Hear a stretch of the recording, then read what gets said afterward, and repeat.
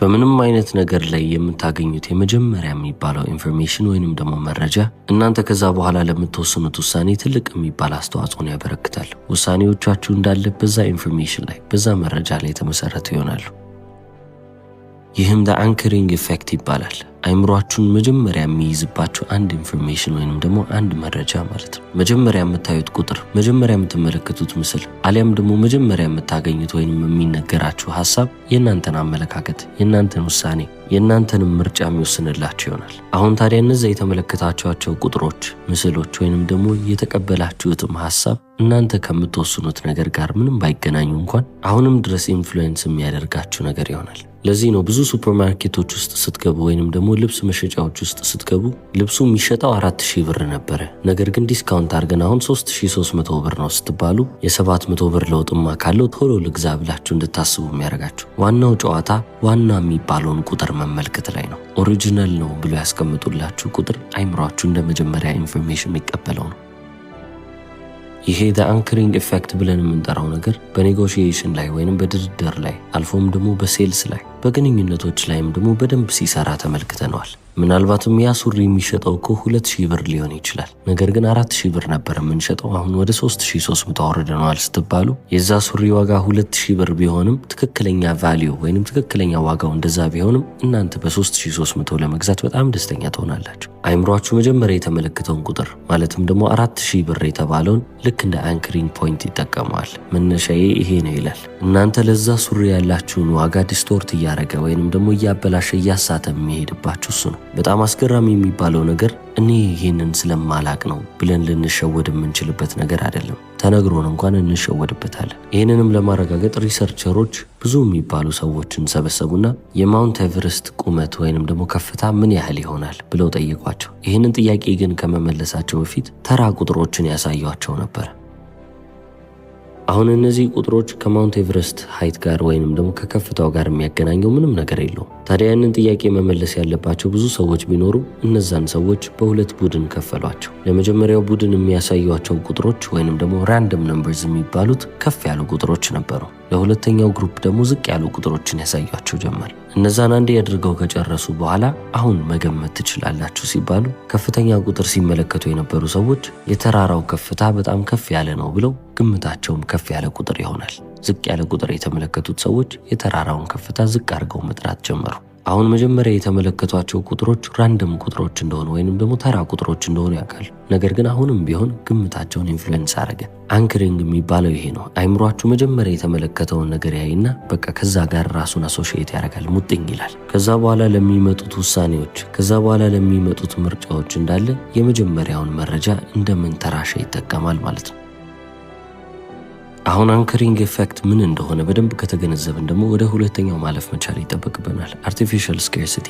አንድ ነገር በብዛት እንደሌለ ለአይምሯችሁ ያሳምኗቸዋል፣ በማስታወቂያ መልክ ማለት ነው። 3 ፍሬ ብቻ ነው የቀረው፣ 1 ብቻ ነው የቀረው እያሉ እንደነዚህ አይነት ማስታወቂያዎችን ሲያወጡ አይምሯችሁ ያንን ነገር ለመግዛት እያንገረገረ ከሆነ ወዲያውኑ ያንን ማስታወቂያ ስትመለከቱ በቃ ሳያመልጠኝ ልግዛው ነው የምትሉት። ብዙ ጊዜ የሽያጭ ባለሙያዎች ይህንን ይጠቀሙታል። እናንተ ዘና ብላችሁ እያሰባችሁ ምክንያታዊነታችሁን ተጠቅማችሁ ፐርቼስ እንድታደርጉ ወይንም እንድትገዙ አይደለም የሚፈልጉት። እነሱ ተጣድፋችሁ እንድትገዟቸው ነው የሚፈልጉት። ስለዚህ ያንን ዕቃ በብዛት ስቶክ ውስጥ ቢያስቀምጡም እንኳን ለእናንተ ግን 1 ፍሬ ነው የቀረው ይሏቸዋል። ስለዚህ እናንተ ሌላ ሰው ሳይገዛው ትሉና ትገዙታላችሁ። ታዲያ ይሄ ለምንድን ነው የሚፈጠረው ካላችሁ አንድ ነገር ሬር እንደሆነ ሲሰማን ወይንም ደግሞ የትም ሊገኝ አይችልም የሚል ነገር አይምሯችን ላይ ሲመጣ ፕሪሚቲቭ ማይንዳችን ወዲያውኑ መደንገጥ ይጀምራል። የዛኔ ራሽናሊቲ ወይንም ምክንያታዊነት የሚባል ነገር በፍጹም አይኖርም ማለት ነው። ወዲያውኑ ማድረግ ያለባችሁን ነገር አድርጋችሁ ታልፋላችሁ እንጂ ቆም ብላችሁ አታመዛዝኑ። ዲጂታል ማርኬቲንግን በደንብ ኖቲስ ካረጋችሁ ልብ ካላችሁ አብዛኛውን ጊዜ የሚፈጠረው ነገር ይሄ ነው። ካውንትዳውን የሚባል ነገር አለ። ይህንን ነገር ለመግዛት 2 ቀን ብቻ ይቀራችኋል ትባላላችሁ። ትራቨል የምታደርጉም ከሆነ ወይንም ደግሞ ከቦታ ቦታ የምትሄዱም ከሆነ ልብ ትላላችሁ። አንድ ሆቴል 30 የሚባሉ ባዶ ክፍሎች ቢኖሩት እንኳን 2 ክፍል ብቻ ነው የቀረው ሲሏችሁ ሌላ ሰው ቡክ ሳያደርገው ቶሎ ቡክ ላድርገው ብላችሁ ለክፍሉ ትጣደፋላችሁ። ፕሌኖችም ላይ ይህንን ነገር ትመለከታላችሁ። 1 ባዶ ሲት ብቻ ነው የቀረው ትባላላችሁ። እናንተም ዘላችሁ ያቺን 1 ወንበር ለመያዝ ትጣደፋላችሁ። ቶሎ ብላችሁ ውሳኔ እንድትወስኑላቸው እነሱ ይህንን ስኬርሲቲ ይፈጥራሉ። ነገር ግን ይህ አርቲፊሻል ስኬርሲቲ ነው። ትክክለኛ ጥረት ሳይሆን የምርም እነሱ አስተውለው እናንተ እንድትወስኑ የሚያደርጉበት መንገድ ነው። ይሄ ሁሉ በእናንተ ውስጥ ምንድነው የሚቀሰቅሰው ካላችሁ ፎሞ ይሉታል፣ ፊር ኦፍ ሚሲንግ አውት። ይሄ ነገር እንዳያመልጠኝ የሚል ፍርሃት ይመጣባቸዋል። ታዲያ አእምሯችን ለምንድነው በዚህ መንገድ ሁሌ የሚሸወደው ካላችሁ ሁሌም ቢሆን ስኬርስ የሚባሉ ሪሶርሶችን ወይንም ደግሞ የሚያልቁ የሚባሉ ጥቂት ብቻ ነው ያለን ብለን የምናስባቸውን ሀብቶች እንደ እንቁ ነው የምንመለከተው። ለምሳሌ እንቁን እንኳን መውሰድ እንችላለን፣ ጎልድ ወይንም ደግሞ ወርቅንም እንደዛው። አንድ ነገር በብዛት ካልተገኘ ያ ነገር የበለጠ ውድ ነው ማለት ነው። አእምሯችን ያንን ነገር መዝግቦታል ገና ከጥንት ጀምሮ። ስለዚህ እነዚህ ነጋዴዎች አንድ የቀረው ሲሉ ወይንም ደግሞ ዛሬ ካላለቀ ከዚህ በኋላ ሊሆን አይችልም ሲሉን አርቲፊሻል ስኬርሲቲ ፈጠሩ ማለት ነው። እኛም ደግሞ ያንን ነገር ቫልዩ ሰጠ ነው ወዲያውኑ። ከዚህ በፊት ቫልዩ ባንሰጠው እንኳን አሁን ሊያልቅ ነው ስለተባለ ብቻ ለዛ ነገር ከፍ ያለ ቦታን እናስቀምጥና ቶሎ ተጣድፈን እንገዛዋለን። ታዲያ ትክክለኛ ስኬርሲቲ እና አርቲፊሻል ስኬርሲቲ የሚለያቸው ነገር ምንድን ነው? ብዙ ጊዜ ገዢዎች ያ ስኬርሲቲ ፋብሪኬትድ እንደሆነ ወይም አርቲፊሻል እንደሆነ ሲያውቁ ብራንዱ ክሬዲቢሊቲ እንዲያጣ ያደርጉታል። ይሄኛው አምራች ከሆነማ ከዚህ አልገዛም ብሎ እንዲያስቡ ነው የሚያደርጋቸው። ስለዚህ ብራንዶቹም ኤክስፓይሬሽን ዴት ቁጭ ያደርጉበታል ማለት ነው። ከዚህ ጊዜ በኋላ ይህንን መጠቀም አትችሉም ይላሉ። ስለዚህ ያንን ነገር ከልክ በላይ እንዳይጠቀሙ ትገድቧቸዋላችሁ። ነገር ግን አት ሴም ታይም ስኬርሲቲ የሚባለው ነገር እድል የሚመስል ነገር ግን ፍርሃት ሆኖ ቁጭ ያለ ነገር ነው። አሁን ይህንን ነገር ነግሬያችሁ ስለዚህ ነገር አውቀን እንኳን አሁንም ወተን የምንሸወድበት ነገር ነው። አእምሯችን በቃ ነገሮችን በዚህ መንገድ ነው የሚቀበለው። ወደ ሶስተኛው ሳይኮሎጂካል ትሪክ እንለፍ።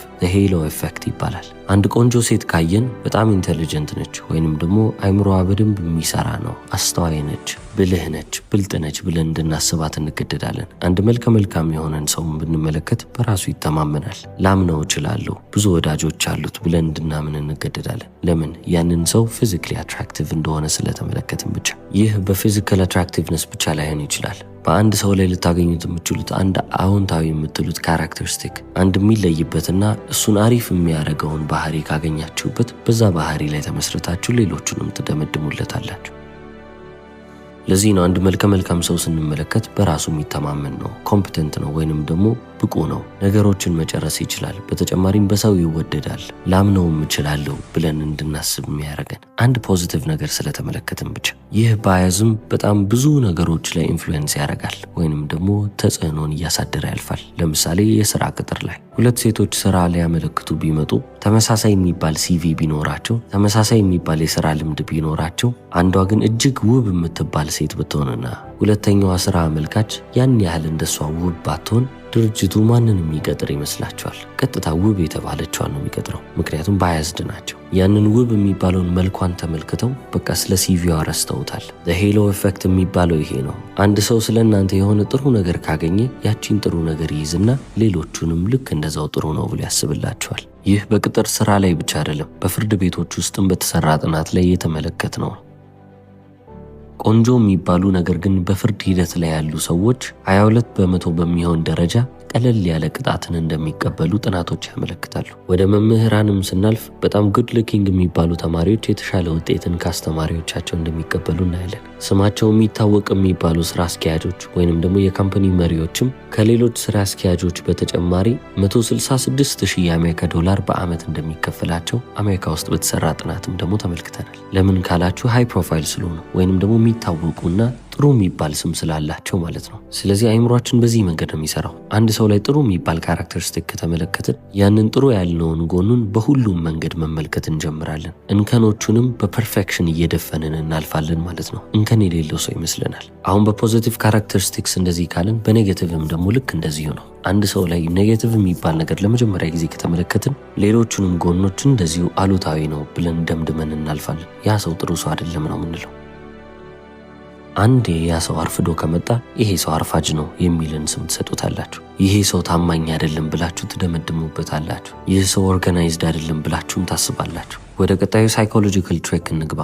ፉት እንደ ዶር ይሰኛል። መጀመሪያ ትንሽ ነገር ትጠይቃላችሁ። ለዛ ነገር እሺ ከተባላችሁ ከዛም በኋላ ደግሞ ትልቅ ነገርን ትጠይቃላችሁ። መጀመሪያ የምትጠይቁት ትንሽ የሚባለው ነገር ለትልቁ ነገር መንገድ የሚሆናችሁ ይሆናል። አንዴ ያንን እሺ ካሏችሁ እነሱ ሬዚስት የማድረጋቸውን እድል በእጅጉ እየቀነሳችሁ ትመጣላችሁ። ታዲያ ትልቅ የሚባል ነገር ስትጠይቁ የዛኔ ምንም አትባሉ፣ እሺ ብቻ።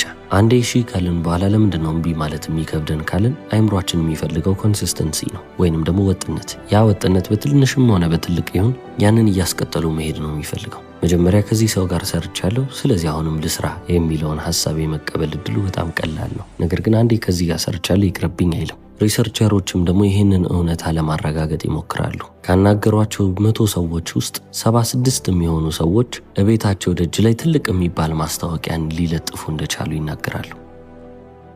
ታዲያ አሁን ይህንን እንዴት ነው ያደረጋችሁት ብላችሁ ሪሰርቸሮችን ብትጠይቁ መጀመሪያ ይህንን ትልቅ ጥያቄ አልጠየቅንም ይላሉ። መስኮታቸው ላይ ትንሽዬ ስቲከርን እንዲለጥፉልን 100ውንም ሰው ጠየቅን። 100ውም ሰው እሺ ያለ። ምክንያቱም በጣም ኢንሲግኒፊካንት ነው። ስትታይ እንኳን በጣም ትንሽ የሆነች ወይንም ትንሽ የምትባል ስቲከር ስለሆነች ምንም አይጎዳኝም ብሎ ነው ያሰቡት። አንዴ በዛ ከተስማሙ በኋላም ሪሰርቸሮቹ አሁንም ትልቅ ማስታወቂያ ደጃቸው ፊት ለፊት እንዲለጥፉ ሲጠይቁ ከ100 ውስጥ 24 የሚሆኑት ብቻ ናቸው እምቢ ሊሉ የቻሉት። 76ቱ ሊስማማ ቻለ። ከጥቂት ሳምንታቶች በፊት ለዛች ትንሽዬ ስቲከር እሺ ባይሉ ኖሮ ይሄንን እምቢ ማለት አቅም ይኖራቸው ነበር። አሁን ግን እምቢ ማለት ምንም አይነት አቅም አልተረፋቸውምና ግዴታ እሺ ብለው ሊያልፉ ቻሉ ማለት ነው። ወደ ቀጣዩ ሳይኮሎጂካል ትሬክ እናልፋለን። ሶሻል ፕሩፍ። ሁሉም ሰው እያደረገው ከሆነ ትክክል ነው ማለት ነው የሚልን አስተሳሰብ ወይንም አመለካከት እንድንይዝ የሚያደርገን ነው።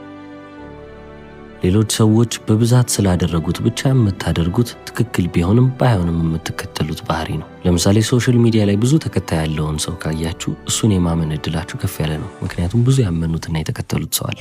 ሬስቶራንት ስትሄዱ ባዶ ከሚሆንባችሁ ብዙ ሰው ቢኖርና ቢጨናነቅ ትመርጣላችሁ። ምክንያቱም ብዙ ሰው አለ ማለት ምን ማለት ነው? ብዙ ሰው ወዶታል የሚልን ነገር አይምሯችሁ ይመዘግበዋል። ስለዚህ ባዶ ሬስቶራንት ሄዳችሁ እንደ ንጉሥ ከሚንከባከቧችሁ ይልቅ እዚህ እየተጨናነቃችሁ አንድ ወንበር እንኳን ፈልጋችሁ መቀመጥ በማትችሉበት ቦታ ላይ ብትስተናገዱ ትመርጣላችሁ። ይሄ ሁሉ የሚፈጠረው በሶሻል ፕሩፍ የተነሳ ነው። ሌሎች ሰዎች ከመረጡት እኔም እመርጠዋለሁ፣ እኔም ቫሊዴት አደርገዋለሁ የሚልን አስተሳሰብ እንድትይዙ የሚያደርጋቸው ይሆናል። በጣም ብዙ ተከታይ ያላቸው ሰዎች የድርጅት ማስታወቂያ የሚሰሩት ለምን ይመስላችኋል? በጣም ብዙ ሰው ስለሚከተላቸው እኮ ነው። የማይከተላቸው ሰው እንኳን እነሱ ብዙ ሰው እንደሚከተላቸው ያወቀ ሰዓት ላይ ወይንም ደግሞ የተገነዘበ ሰዓት ላይ እነሱን የማመን እድሉ ከፍ ይላል። የኦንላይን ግብይቶችንም ደግሞ ልትመለከቱ ትችላላችሁ። ቤስት ሴለር ብሎ ያስቀምጣሉ። ወይንም ደግሞ በጣም ብዙ ጊዜ ደንበኞች የሚመርጡት ይህንን እቃ ነው ብሎ ካስቀመጡላችሁ ደንበኞች ከመረጡት እኔም ልምረጠው ነው የምትሉት።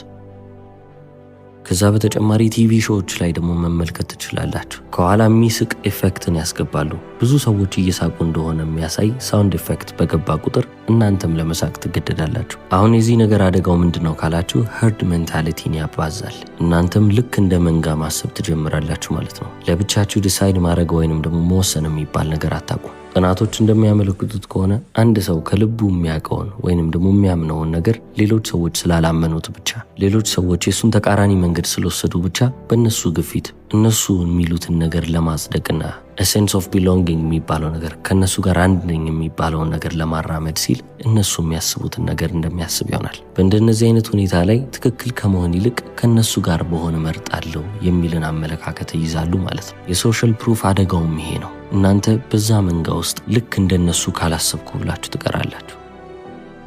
ሶሻል ፕሩፍም በአጭሩ ኮምፈርት ይመስላል ወይንም ምቾት ይመስላል፣ ነገር ግን ዲሲዥን ነው ወይንም ውሳኔ ነው። ስለዚህ ሰዎች ጋር አንድ ለመሆን ብላችሁ ከገደል ላይ መውደቅ ካለባችሁ ልትወድቁ ትችላላችሁ ማለት ነው። እነሱን ነው የምትከተሉት፣ እናንተ የምታስቡትን የምታምኑትን አይደለም። ወደ ቀጣዩ ሳይኮሎጂካል ትሪክ እንለፍ። ሰንክ ኮስት ይባላል። አንዴ እዚህ ነገር ላይ ብዙ ሀብት፣ ብዙ ገንዘብ፣ ብዙ ነገሮችን አውጥቼበታለሁ፣ ስለዚህ እንደ ቀላል ልተወው አልችልም ብለን የምናስብበት መንገድ ነው። ለእናንተ መጥፎ የሆነ ነገር እንደሆነ እያወቃችሁ እንኳን በጣም ብዙ ነገራችሁን ስላወጣችሁበት፣ ብዙ ነገራችሁን ስላጣችሁበት አሁንም ልቀጥል ብላችሁ የምታስቡበት መንገድ ነው። አይምሯችን ዌስትን ይጠላል ወይንም ደግሞ ብክነትን አይወድም። ስለዚህ በፊት ያደረግናቸው ወይንም ፓስት የሚባሉ ዲሲዥኖችን ልክ እንደ ኢንቨስትመንት ይመለከታቸዋል። ስለዚህ የወደፊት ህይወታችሁም በባለፈው ወይንም በትላንትና ውሳኔዎቻችሁ ላይ እየተራመዱ ይሄዳሉ ማለት ነው። መቆየት የሌለባቸው የፍቅር ግንኙነት ውስጥም ረጅም ጊዜ የምትቆዩት ለዚህ ነው። ቶክሲክ የሚባል ወይንም ደግሞ መርዛማ የሚባል ግንኙነት ውስጥ ለምን ትቆያላችሁ? ከሱ ጋር 3 ዓመት አንድ ላይ ሆነናል፣